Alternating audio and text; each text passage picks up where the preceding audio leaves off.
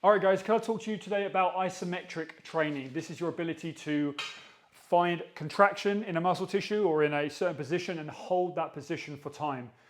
A great way of just putting an extra amount of work into a joint structure, to load a key set of muscle groups, to put yourself into a position that you have to hold for time. It's a simple concept. A lot of the time it's used in rehab.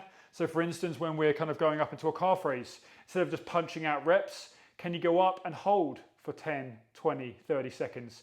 Could you do it on one leg and hold that for 10, 20, 30 seconds? You may have heard me talk about this before.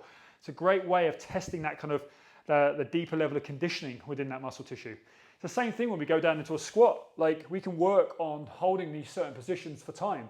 It will tell you a lot about your joint function, like your joint mobility, like your ability just to sit into these positions. What's your body telling you?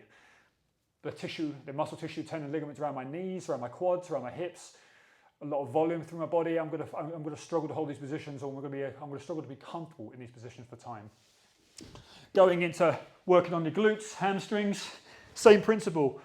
Hopefully all of you are doing some form of bridging work, where we're working on the hamstring, working on glute bridges, but your ability to hold these positions, what is that going to tell you about the conditioning of your hamstrings, of your glutes? Like, most of us have probably dabbled with core variations where we're holding certain positions. But again, it's a great way to mix things up.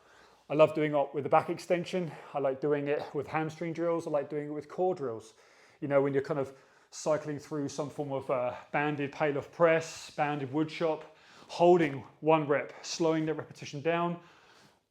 So much work is training is based on repetitions.